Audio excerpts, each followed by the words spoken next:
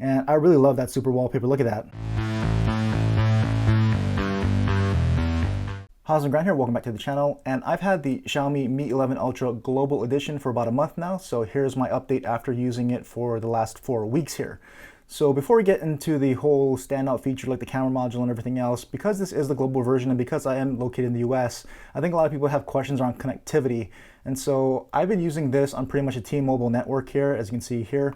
I've used it on Google Fi, I've used it on Mint Mobile, and I'm now currently testing out US Mobile, all on T-Mobile's network. And so it's been working fine. I've been getting 4G LTE speeds, although they've been a little bit slower than I've been accustomed to. You can kind of see the speeds I've been getting here.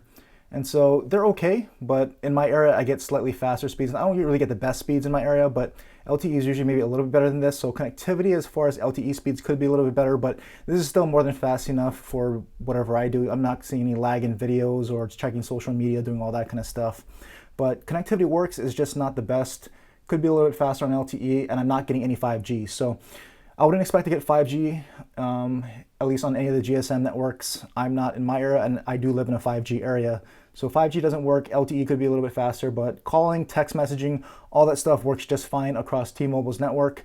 I don't have any issues. It's not going to work on Sprint or the former Sprint network. It's not going to work on Verizon. So no CDMA compatibility here, but any GSM network should work with AT&T as well here in the US. So that's just kind of my brief update around connectivity. It does work if you're on a GSM provider like T-Mobile, AT&T, or any of their smaller MVNOs like Mint Mobile, US Mobile. I've been testing all that stuff out, and then working just fine for calls and texts. LTE just could be a little bit faster, and no 5G.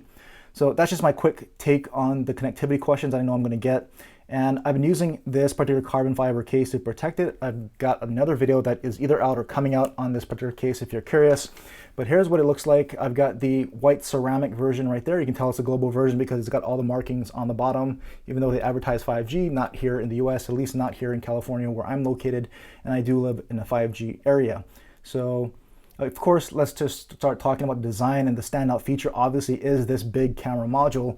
That's the biggest selling point here of the Mi 11 Ultra, because you take that away and you're basically left with the standard Mi 11. It's the same size. You look at it from the front, you can't tell them apart at all. So really what you're paying all that extra money for, several $100s more, is for this camera module. And so of course this houses that 120 times zoom camera. You can see there 120 times zoom. They print it right there. And of course the rear mounted display, that little display back there, we'll get to that in a second. But of course it does have a main 50 megapixel f/2.0 sensor with 1.4 micron pixels, and those are large pixels for a large sensor. They're usually around 0.8 microns. And so starting out at 1.4 and pixel bending them down, you're going to get really large pixels, which means good detail, good low light especially. So you don't even really have to use the night mode on this thing. In low light situations, just without night mode, this is such a large sensor. It pulls in so much light that it has great low light performance. And of course, it also has the 48 megapixel periscope zoom lens. So that's 5 times optical zoom there. And it also has a 48 megapixel ultra wide angle lens that has a really wide and large field of view, 128 degrees. So very wide angle shooter. So if you want a really wide angle camera to fit as much as you possibly can, and it's got a really wide field of view. It doesn't have OIS in it, but it is a large sensor at 48 megapixels, so it pulls in a lot of detail. So a pretty good camera system. The only omission that I would say that they don't have here is a traditional telephoto lens for more like 2 or 3 times zoom for especially better macro photography shots. And we'll get to camera performance, but that's been my disappointment as far as if you like macro or close-up shots, the minimum focusing distance on this is not very good. You can't get very close up, and there's no real proper telephoto lens to help you with that macro photography. You're just gonna have to use digital zoom. But I'll talk more about that when we get to the cameras, but that's pretty much the whole standout thing. That big camera bump on the back, that's what separates this out from any other phone and its own standard Mi 11. So if you really want the additional camera performance, I don't think it's several $100s better than the Mi 11 as far as camera performance, because this does actually have a 108 megapixel sensor with OIS, and it's very good.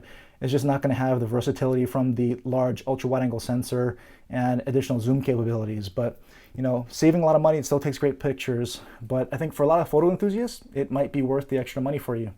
Other things about the design here is that, of course, like I said, it's made of ceramic. I've got the white ceramic, so it doesn't really pick up and show too many fingerprints there. It's got an aluminum frame here. and it's very well built. It's got dual speakers. You can see one speaker up top. It has an IR blaster there, and another speaker here on the bottom, and they are tuned by Harman Kardon, if you can kind of see that. And that's not a gimmick. These speakers are very loud and sound very, very good. It is hefty, as you'd expect, with that big honking module on the back. It's like 234 grams, I think. So a bit top heavy because of this camera module, but really not as bad as I thought. It's not like it feels like it's going to slip out of my hands because it's so top heavy. Nothing like that. I'm totally used to the weight, and I don't really notice it as much until I go to a different phone where that phone feels just a ton lighter. It does not have a headphone jack, but like I said, it does have an IR blaster, great set of speakers. It does have an under-display fingerprint scanner, which is very fast. The animations make it look a little bit slower than it really is, but you don't even have to have the screen on. You can see if you know about where the fingerprint scanner is, it'll just register and go right in. So very responsive and quick fingerprint scanner, just animations make it look a little bit slow. Face unlock is super fast. As you can see here, unlocks right away. Try again. So really fast face unlock as well. So you've got some really nice options as far as security, as all that goes there. And so now that we're in the phone, you can actually see this large 6.81-inch AMOLED display. Very vibrant, very bright. It's a 120 Hz refresh rate as well. It has Gorilla Glass Victus on the front. It is Quad HD 1440p resolution. That's 1440 by 3200 resolution with a 20:9 aspect ratio. It does have curved display, so the edges are a bit curved, as you can kind of see there. But I'm not getting any kind of false touches on this. And I think really false touches are mostly a thing of the past. I think some people will get them on curved displays, but high quality curved displays now, you're not going to really get a lot of false touches. They have really good palm rejection on the sides, and so I'm not really running into a lot of that. And I actually prefer curved displays because it kind of drops off the side and makes things look and actually feel a little bit more narrow than the phone really is. So just a little bit more comfortable to hold for me personally. Like I said, it's super bright. It gets up to 1700 nits max brightness. And that may be a number, but usually really bright is about 900 to 1000. This is 1700, so it does get very, very bright. Visibility indoors and outdoors, not a problem. I mean, I can crank it all the way up and it's too bright for the camera to even handle right now. So indoor, outdoor visibility is not a problem with this phone. The display is gorgeous. It looks fantastic. And it does have some color calibration settings. So if we go into settings, into display, you can see here under color scheme, you can change kind of the color saturation and calibration with some presets. You have advanced options. You can even mess with the color temperature here with the rainbow slider. You can do a warm, cool, or your own custom tone. So you can go as cool or warm as you want with this display, which is really nice. It also has refresh rate options and resolution options. So if you don't want to run it at the max resolution, which is Quad HD plus 1440p, you can dumb that down to save some battery life if you want.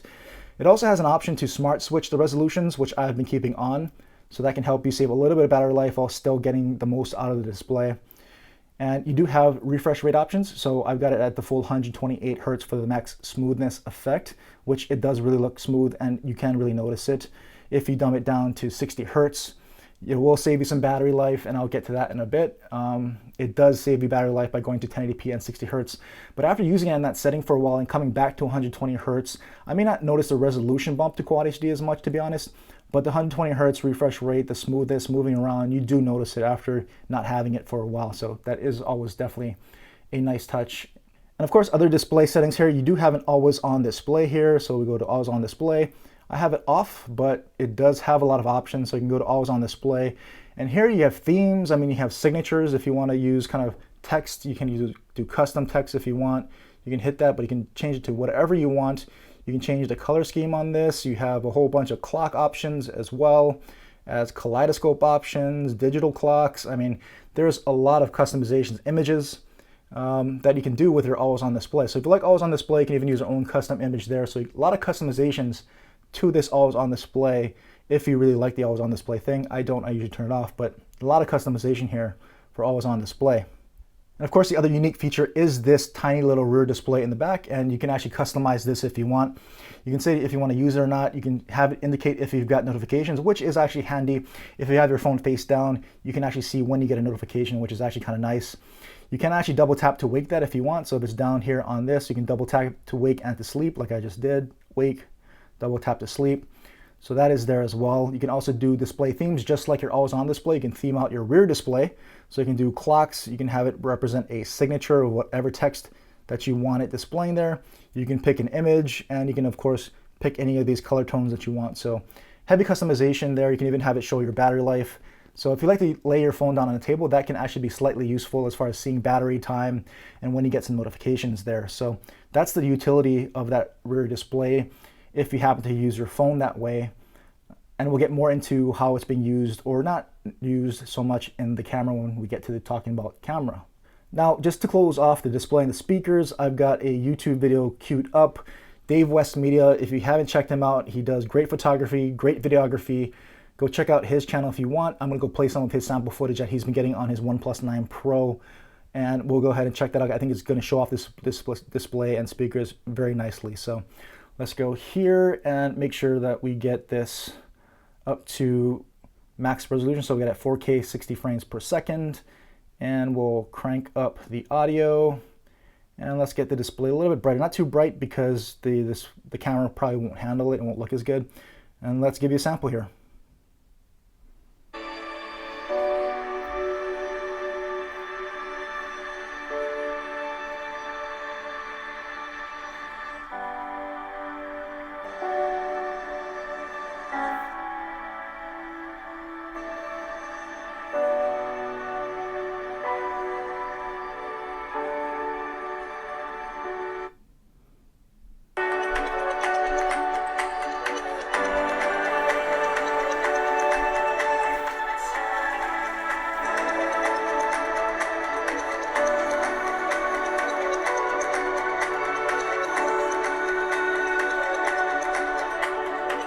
So there you go, really super loud speakers. I'm not sure how that's coming across with my microphone, but the speakers are very loud, very rich sounding. Some of the best speakers I've heard on any phone. So that Harman Kardon tuning is definitely not a gimmick.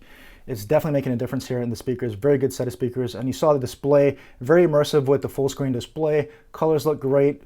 It's very bright, very vivid. So very nice viewing experience if you like to watch a lot of video, a lot of movies with this display, coupled with those great speakers. Now, as far as performance, this is running the latest Snapdragon 888 chipset. It's got 12 gigs of RAM, 256 gigs of storage. So we can go to About Phone. You can see here, it's all specs, 12 gigs of RAM, 256 gigs of onboard storage on this model. There are options for less RAM, 8 gigs of RAM, and max 512 gigs of storage in different configurations. But because of that, it is definitely fast. It's super snappy. Very quick moving around everything. You can see launching apps very fast. Scrolling through it is super fast, super smooth, thanks to the 120Hz refresh rate, but also because MIUI 12.5 is supposedly bringing some optimizations, really making everything really fast and snappy as well, and you can really feel it.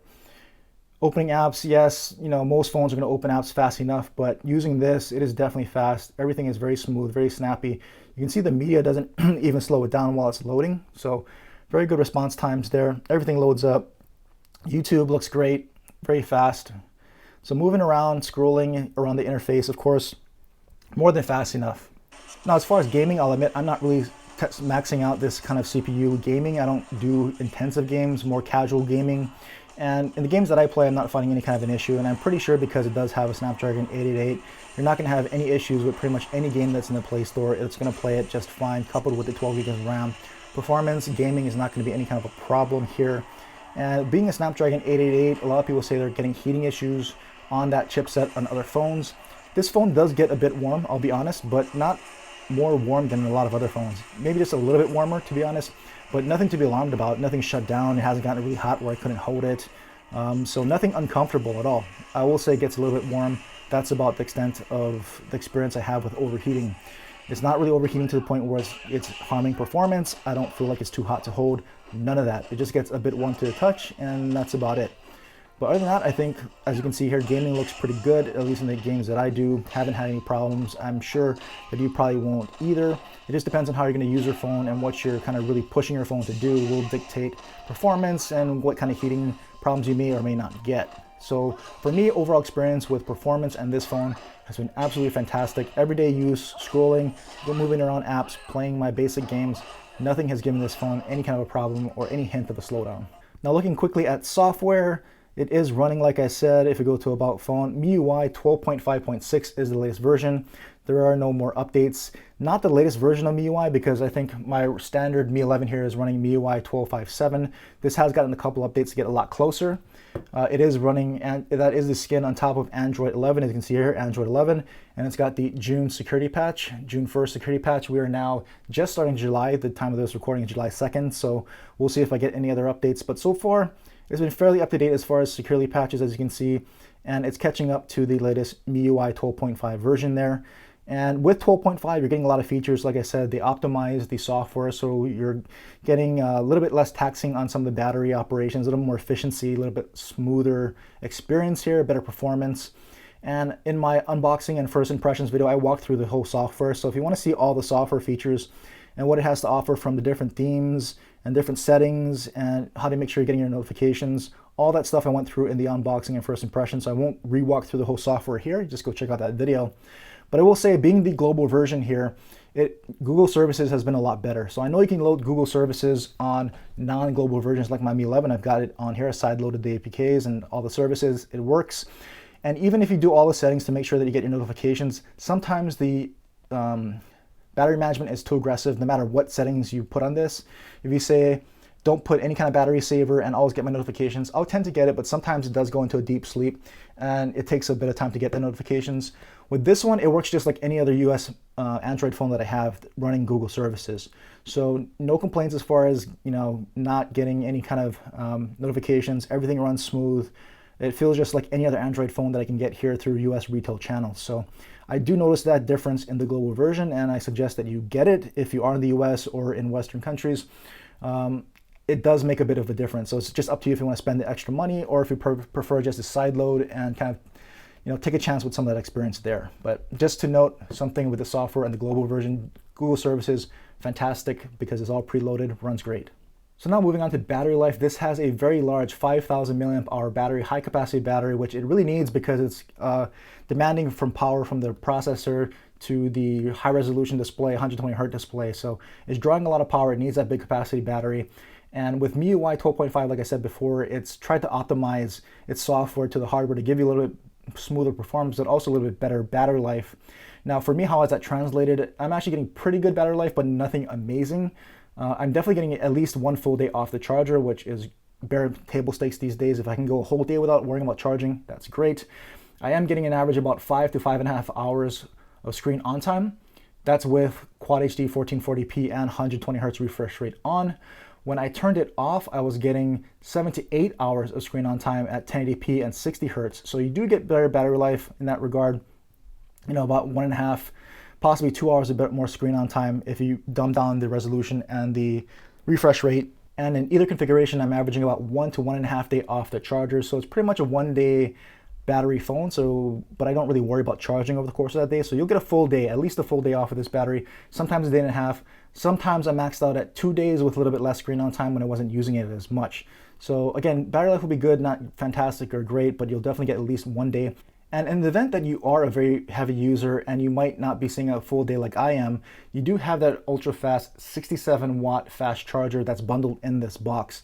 And that charges your phone in just over half an hour, about 35 minutes or so. So almost as fast as the OnePlus 9 Pro, pretty much half an hour, 0 to 100 charging with that 67 watt charger that you get in the box with the phone. So that's fantastic. So if you go harder than I do and you're not getting a full day, you can top off extremely fast if you need it.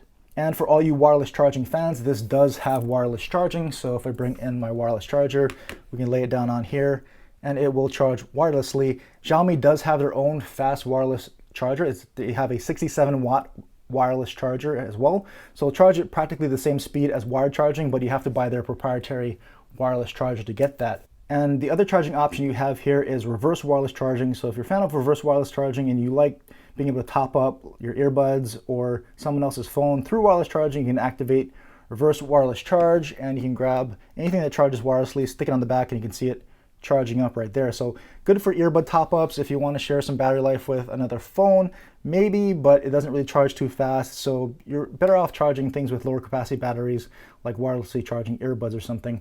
But that is an option there if you like to use that, and if maybe you're in a pinch, it can help you out. And lastly, let's talk about that standout feature, which are those cameras. I already ran through all the specs, so you know what the cameras in here and what it's packing. It can shoot up to 8K video, 24 frames per second from that rear. But ultimately, you know, how do the cameras really perform with all the specs? Are they living up to the hype? Because that was probably the most hyped up thing about this phone were those cameras. And like I said, you take away the cameras and you pretty much only have the Mi 11. I'm not going to say only, this is a great phone, but they're charging a ton more money for those rear cameras, for that rear display. And really, is it worth it? And I think that's going to be really up to you. I think if you're really into cameras, maybe it's maybe a slight step up from the Mi 11. Not huge step up to me, but as far as pros and cons and what I like and don't like about the camera, really, I think photos do look pretty good. They come out very true to life, very natural looking colors, but so do there are other Xiaomi phones like the Mi 11.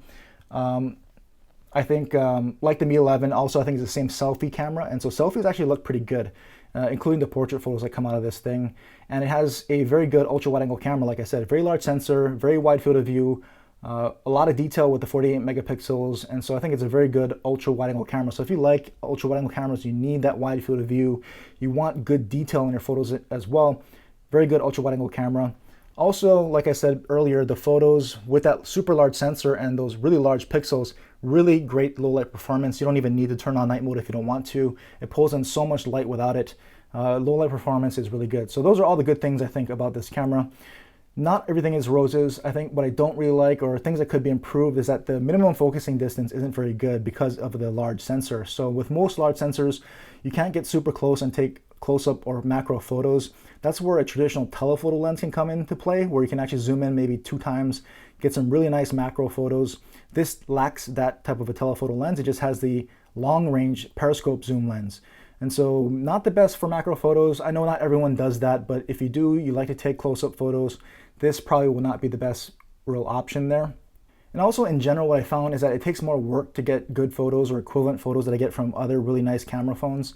So while I can take great photos, I found that I had to work a lot harder to get those photos with this phone, whether because it was the shutter speed or just getting the photo right, or because I couldn't get the right focus when I was doing those macro photos. It just worked a little bit harder than I have to with other phones like Pixels, iPhones, even the S21 Ultra. But it can take photos up to par with those phones, or very close to it, or at least compete with those phones. But you just have to work a little bit harder, I think. And so the potential is there. I think with a few more tweaks, it can get there, but not really the best camera phone to me, in my opinion. It is very good, but it doesn't quite live up to the hype to me. And that, as far as that rear camera is concerned, you can only use it in auto mode. So if you go into photo and you go to auto mode for your photos, you can see here, you can see rear display, you tap that, and it'll activate that rear display, so you can kind of see it right there, and you can take your photo. I have it programmed to just, when I click the volume button, to take the photo. So it can help frame it, but honestly, if I'm kind of able to take rear selfies from any other phone by just pointing at me, engaging, this does help a little bit, but you can only do it in auto mode. So yes, you can use it with ultra wide, you can use a telephoto lens, but you cannot here's ultra wide, so you can see what that looks like here. You can see that that works, right? It's a much wider field of view. And 5 times telephoto, everything is very close up, so you can use that if you want for whatever reason. But it's only good in that mode. So if I move into video mode, for example, I cannot activate that rear display. It's supposedly coming in a software update, but it's not here yet. So only in auto mode, not able to use it in night mode, not able to use it in portrait mode, because portraits only use the telephoto lens. So portrait, you don't have the option of using a wider angle lens if you want to, which is probably why they won't use it with the rear display, because it'll be way too cropped in anyway, unless you have tremendously long arms or have a longer selfie stick. But so the utility of that rear camera isn't really that great as far as I'm concerned. As far as with the camera app itself, you can only use it in auto mode. Would be nice to get that software update to use it maybe in video mode, but really I think it's a better utility as far as if you lay your phone flat on the table to see maybe when you get notifications, time, or anything like that. But it's nice to have. It's not, I hate using the word gimmick, but it is a bit gimmicky, but it's there. It can be useful, but again, with the camera experience, it's not as useful as you would expect, or as I had personally expected. So there you go. That is my 1 month review of the Xiaomi Mi 11 Ultra. And I really love that super wallpaper. Look at that. When you have it locked, this is on Earth. It starts out the Earth and zooms all the way in. So maybe a slow animation, but looks really cool. But I digress. Anyway, again, this is my 30 days with the Mi 11 Ultra, what my thoughts are, what my experience has been. I think it's a really fantastic phone. It's priced okay. I think it just depends on what you can import it for. The global version is about $1,400 to import or more. You can get the version that's only sold in China without Google Play services for about $1,000, which is a lot more affordable. But like I said, I prefer the Google services already preloaded with the global model because it just actually works a little bit better, even if you sideload them like on a version that's only available in China. But again, that's just my 2 cents. Again, like I said, very great phone. Any other questions or comments, leave them down below. I'll try to answer what I can. And as always, thanks for watching.